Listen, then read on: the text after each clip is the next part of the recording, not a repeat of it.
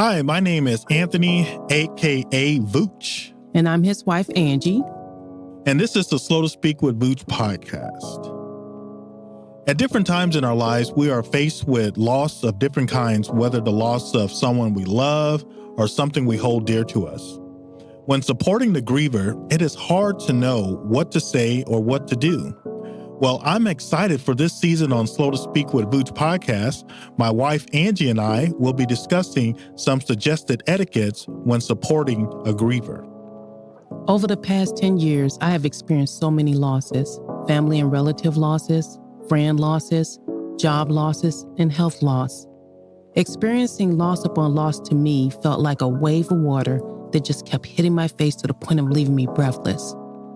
In my experience with losses, I found that many were unaware of the proper etiquettes to use when supporting the grieving. So I was encouraged by a friend to write down my experiences. This led to family, friends, and me to write a book called Suggested Etiquettes for the Grieving.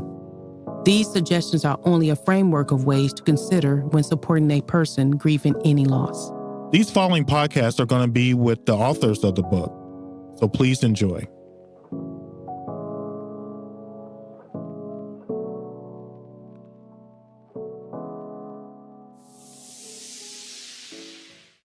Now, I see in this chapter, you go back to the first etiquette, which is shh, just listen.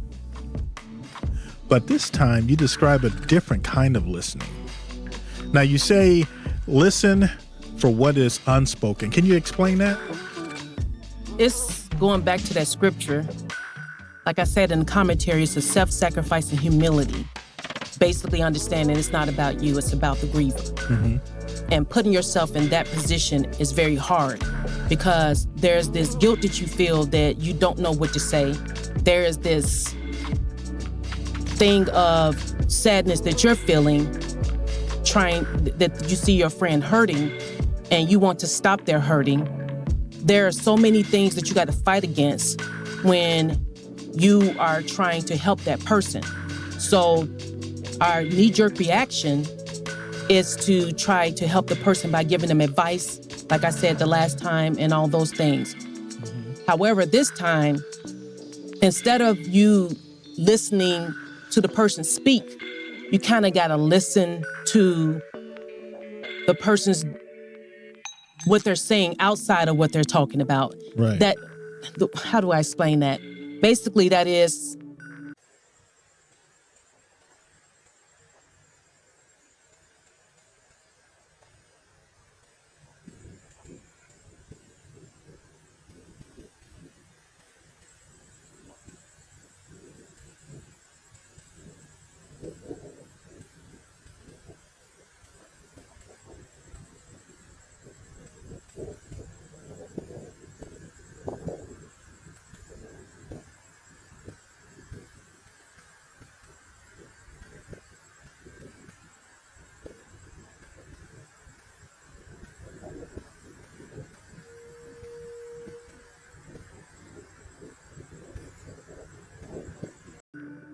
for example, when you say, tell me what I can do for you, I eventually had to tell people just to pray.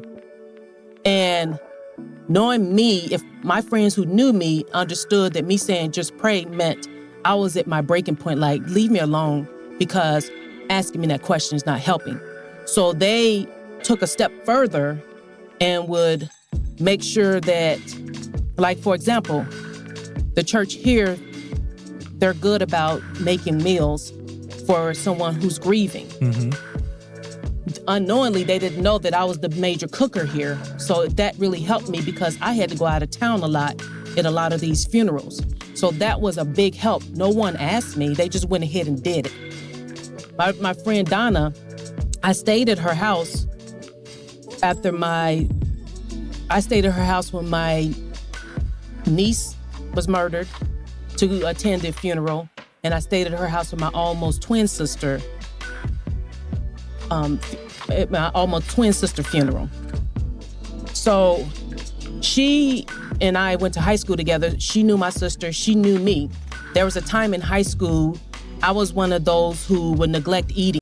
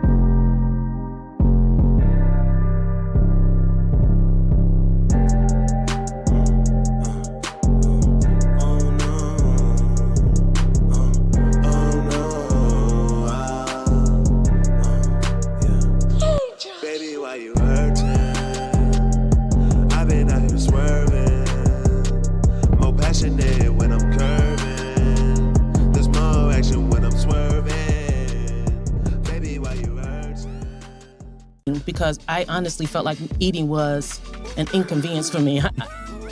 I know I don't look like it now, but I felt that eating was an inconvenience. And you're not trying to say something because sometimes I forget to cook on Saturdays. Is that, you're not really going there? Okay. I just want to make sure. Don't get it started. I mean, because, I think I missed last. But yeah, you missed yesterday, but we're not talking about it. But but when I was in high school, my junior year, that's when you have to apply for colleges. I felt overwhelmed. I wasn't eating. I was forgetting to drink water. At the time, I thought it was from me not eating, but we found out later it was dehydration. I passed out. I was a cheerleader. I passed out after I was looking kind of weak after I came off the floor from cheering, and Donna was one of the people who was on the floor with me, and she kind of helped carry me off the floor, and then I passed out before I got out the door. And so she knew my habit. She knew my habit, and she knew me. So when I came to her house after my almost twin sister passed away, she noticed that I hadn't been eating. So she sat there with her sweet self, and she just talked to me and started cooking. And then she said, "Oh, I noticed you haven't been eating." And I was like, dang, she busted me. So then she gave me...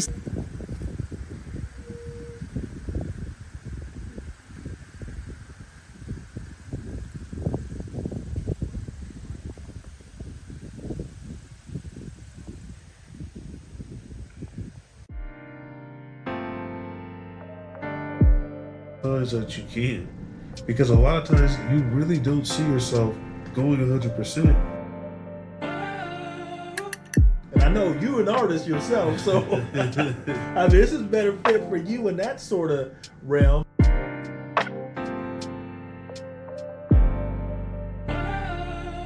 I really love this, but what does that actually look like?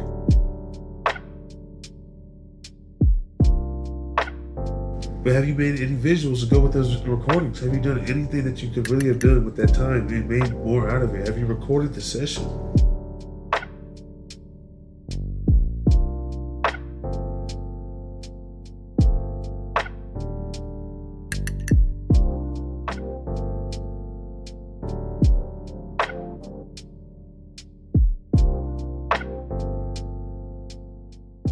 Some grapes to eat. And that was just something simple and really quick. And so I ate it. And then she just kept talking to me and let me talk about what was going on with the funeral and what was bothering me. And she's just cooking up the meal. And then she said, eat. And then at the times when I would stop and not eat. She'll keep talking. She'll say, okay, keep on eating. Because, I'm thinking like, she don't want to pick all this up off the floor, because back then I was a little skinny teenager, but now I'm a whole lot of woman. So I'm quite sure she was like, I'm not trying to pick up a whole lot of women off the floor. But knowing her, she knew me. She was listening to me and who I was. It's almost going back to that Jesus thing of Mary, knowing who I am and knowing my need. My need was I needed to eat. Right. She drove me around the city where my mom was without me feeling inconvenienced. And my friend Daisy did the same thing as well. But it was just one of those things of she just knew me, and for her to catch that without me telling her, I thought that was amazing. So it's almost like that, you know the person, you know when you was in that situation how you felt, but then you know the person, and you know that this is their habit. They're probably neglecting themselves in this area. Right. So let me go ahead and jump in and do this. They're probably feeling overwhelmed. Like, I remember forgetting to pick up our daughter one time from after school program. It was just so much on me at the time, and I thought I was handling it. Right. Yeah, and going back to the Donna thing, I do like, because, we were talking about that the other day, and what I like about that is that she didn't ask. Nope. It's like she's doing something, she's cooking, in her mind she's thinking, you need to eat, I'm just going to cook. I'm not just going to say, do you want something to eat? And then I start cooking. She's already going through the motions, already preparing in order to help out in a way. Yeah, she knew that if she would have asked me if I wanted to eat, I would have said no.